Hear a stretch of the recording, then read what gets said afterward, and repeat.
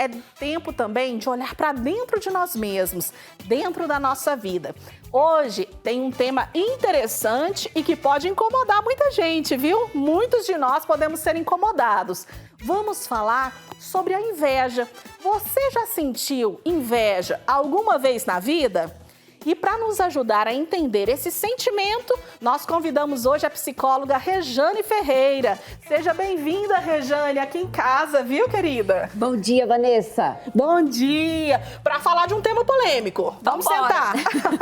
Vamos começar essa semana bem, mandando um abração para a Cleide, que ela se recupere, fique 100%. E vamos falar dessa inveja. Para a gente começar, explica para a gente o que é a inveja. Inveja, a gente sabe que é algo ruim, geralmente mal visto, mal falado, mal compreendido também. Mas inveja é quando eu detecto que alguma pessoa tem algo que eu não tenho, até aí isso é normal, mas a partir dessa detecção eu fico frustrada com o que eu tenho e eu fico revoltada, eu começo a ter um sentimento de raiva, como se eu achasse tudo aquilo uma grande injustiça. O outro tem e eu não tenho. E essa discrepância causa um desconforto tão grande em mim, a ponto de até mesmo eu desejar que o outro não tenha também. É difícil falar de inveja, Rejane, porque a gente aprende desde cedo que a inveja é coisa ruim, é coisa feia, então a gente não pode sentir. Muitas vezes a gente esconde, não é? E aí é muito comum, Vanessa, quando a gente... Eu imagino, quem está em casa nos assistindo, vai ser falado sobre inveja. É muito frequente a gente dimensionar. Eu tenho uma amiga, um amigo, um parente tal, um vizinho tal, que é muito invejoso.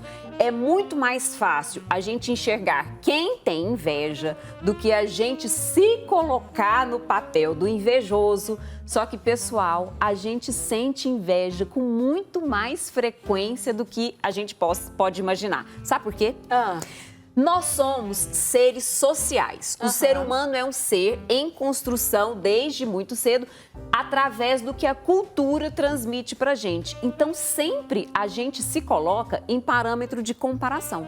É muito frequente. Então, eu vou vendo o que eu tenho de atributo que é valorizado, o que eu não tenho. E aí, eu vou vendo quem é que na cultura vai tendo ali um alcance, uma visibilidade, uma conquista, um meio social, um amor maior, uma admiração maior do que o que eu estou conseguindo ter. E a partir desse momento, eu começo ali a me comparar. E, ao mesmo tempo, eu vou achando que aquilo que eu sou, aquilo que eu tenho, aquilo que vem de mim é menos. Então, eu começo a ter ali um sentimento de inferioridade. Então, é muito comum. Rejane, mas o que é isso?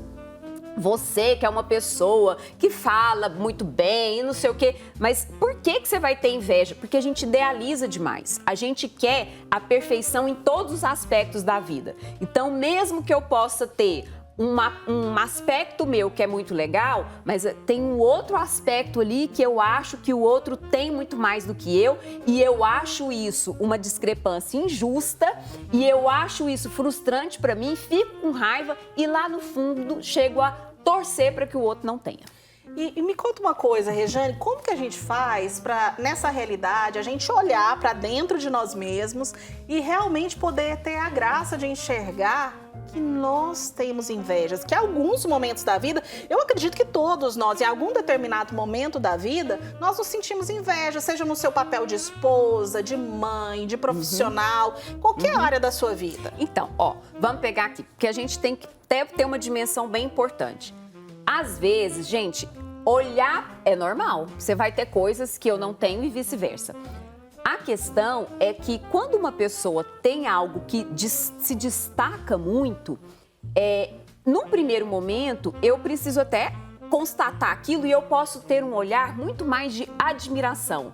Então, e a gente fica até sem falar, gente, já pensou ter a beleza da Gisele Bündchen, por exemplo? Já pensou ter o dinheiro do Neymar? Já pensou, nossa? Então, a gente olha para aquilo ali e fala, caramba! E a gente até cogita, já pensou eu naquela circunstância e tudo mais?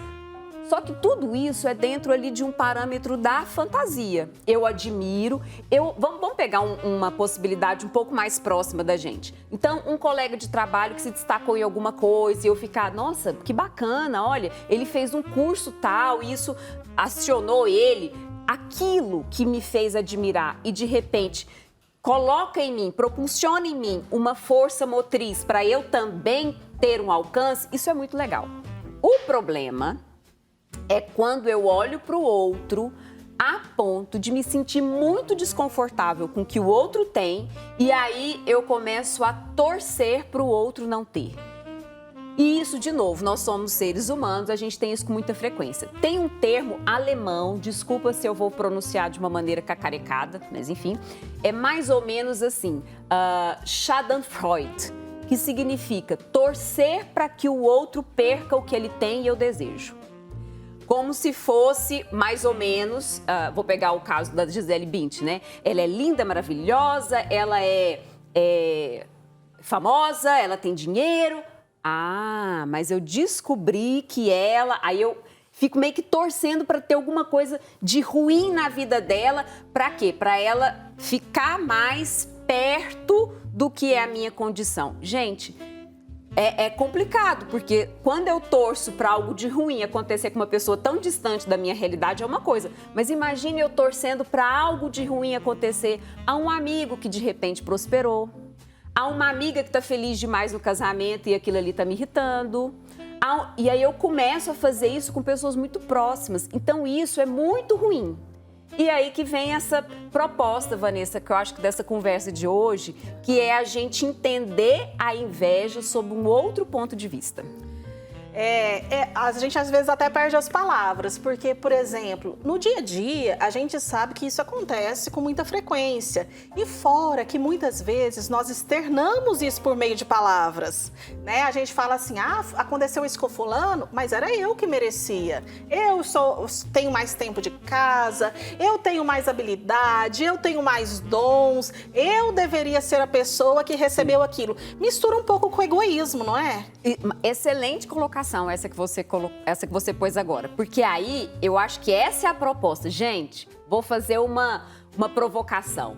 Vamos assumir que a gente sente inveja, vamos identificar quais são os pontos que eu sinto inveja das pessoas e terceiro, vamos chamar a nossa inveja para uma conversa.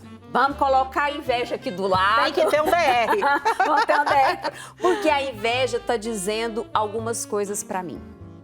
Está dizendo que tem buracos dentro de mim, que eu tô com dificuldade de preencher e de repente eu vejo o outro dando conta e aí eu tenho que tomar cuidado com isso, porque o outro deu conta e eu não tô dando conta e aí eu fico indignada por isso. Então, o que é que a inveja está me contando?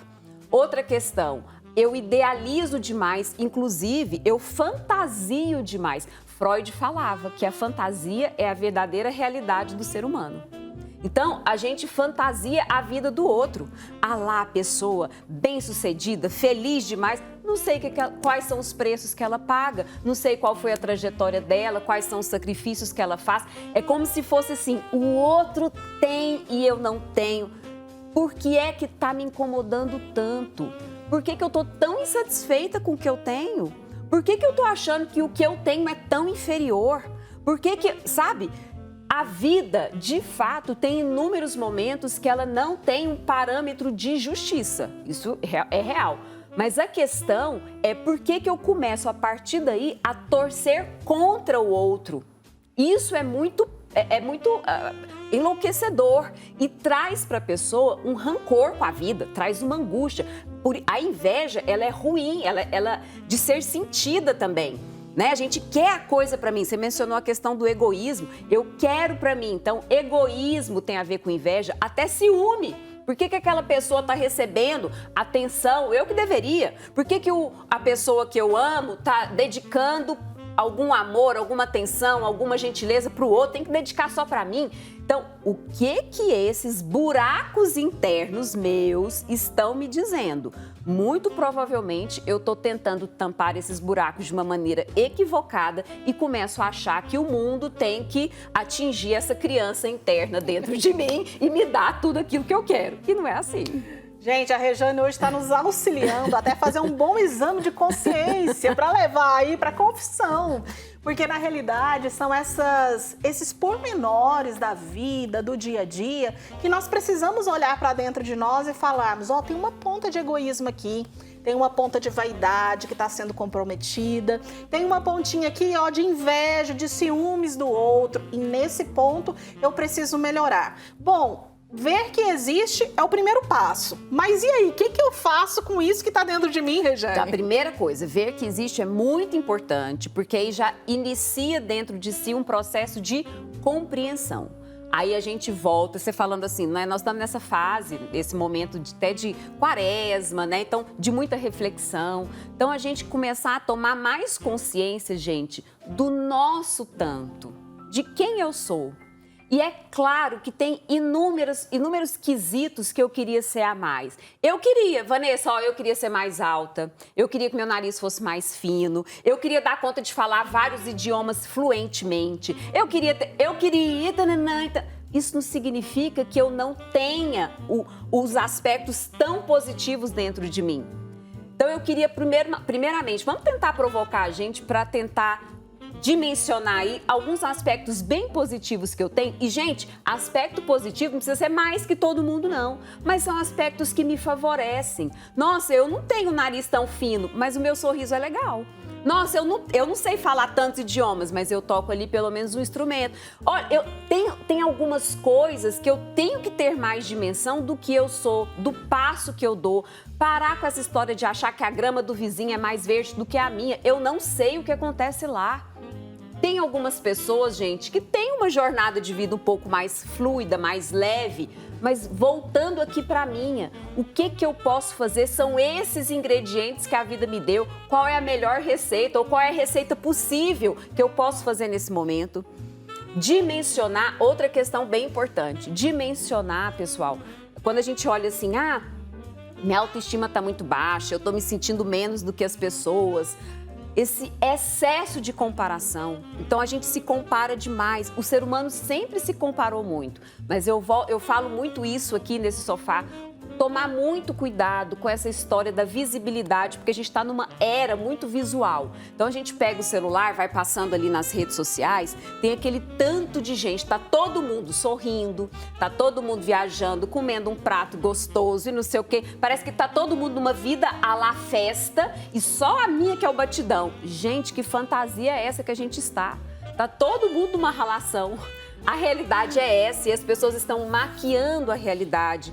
Então, se você tem percebido que toda vez que você vai ali nas redes sociais, aquilo ali está se tornando algo tóxico para você, porque está te deixando baixo astral, primeiro, duvide daquela maquiagem da vida, a vida não é aquilo ali, e volte mais para a sua realidade aqui e evite esse excesso de comparação e de visualização do outro. Então, conhecer, dar conta mais da nossa potência, do nosso possível, do nosso tanto e, por outro lado, evitar o excesso, principalmente de situações, de contextos que levam a gente a ficar se sentindo inferiorizado, porque não é por aí. Uma das coisas que eu aprendi na vida, uma das lições, né, que a maternidade me ensinou, é realmente a respeito de vivenciarmos, né, essa realidade, Rejane, de olhar e falar assim, eu vou ser a melhor mãe do mundo? Não, mas eu vou ser a melhor mãe que eu consigo ser para aquele filho. Eu tenho 3. Então, assim, para aquele filho, eu consigo ser a melhor mãe. Para Micaela, para o João Vitor, para Agnes. E tenho que me especializar a ser a melhor mãe para ele. Porque se eu for comparar a minha maternidade com outra mãe, eu posso me sentir super inferiorizada, posso olhar e falar assim, minha vida tá um fracasso, tá tudo errado. Mas não, eu tenho a possibilidade de olhar para mim, aquilo que você falou, a realidade. A minha realidade é essa. Eu trabalho fora, eu tenho meu tempo de oração, eu sou uma filha do Pai Eterno, muito amada, e tenho meu papel como esposa, como mãe, então naquilo eu tento fazer o melhor que eu posso. E aí, Vanessa, você conseguiu atingir um lugar de cabimento, assim, tão bacana, porque isso não significa que você vai estar estagnada. Ah, então, a partir do momento eu sou desse jeito, pelo contrário, é muito maluco isso, mas é verdade. Quanto mais a gente aceita o nosso possível, mais o nosso possível se flexibiliza. É uma coisa muito doida. Quanto mais eu aceito um tanto, parece que é a margem do meu tanto. Por quê? Porque eu saio daquela pressão. Eu tenho que, ou seja, a idealização tá aqui e eu tô aqui, a idealização tá aqui e eu tô aqui. Não, eu vou naquilo que é o possível, entendendo que a vida, ela é pulsação. Entendendo aquela frase linda e maravilhosa, cantada pelo Milton Nascimento, a abelha fazendo mel vale o tempo que não voou. A vida tem fase que é esse formato, então é menos tempo destinado a isso e mais aquilo outro. Na fase X já muda um pouco, a gente tem essa pluralidade do viver e isso é tão bom. E o nosso cérebro, olha, eu vou agora trazer uma coisa que eu acho muito bacana. O nosso cérebro, ele traz esses dados pra gente também. A neurociência identificou que nós temos várias substâncias no nosso cérebro chamadas de neurotransmissores. Tem o neurotransmissor da dopamina, que é um neurotransmissor que fala para mim o que você ainda não tem, vai atrás do que você não tem. E isso é importante, porque a gente vai correndo atrás das coisas na vida, ela impulsiona a gente. Mas tem outros neurotransmissores chamados de AAs, neurotransmissores do aqui e agora, que contam pra gente, que falam, que dão condição pra gente de usufruir o que a gente tem. Então tem serotonina, tem outros neurotransmissores que estão aqui, ó, curta o que você tem. Curtir o que eu tenho significa que eu não vou atrás de outras coisas? Não, gente, é a pulsação. A gente precisa de tudo isso. A natureza é fantástica, o nosso cérebro conversa com a gente e ele conta organicamente essa dinâmica que a gente tem que ter. Ir atrás de realizações, mas também saber usufruir o que se tem. É uma gangorra. Gente, esse Deus que nos criou é maravilhoso, hein? Porque para pensar em cada detalhe, né, em cada ação que o nosso cérebro aí realmente comanda toda a nossa vida. Nesse sentido da inveja, como que, assim, de maneira especial no cérebro, eu posso trabalhar para que tire esse mal mesmo, que às vezes está enraizado tanto nos meus pensamentos? Exato. A gente tem várias vertentes, né? Então, vamos, primeira coisa, gente, até mesmo a meditação, trazer a sua consciência para o aqui e agora. A gente...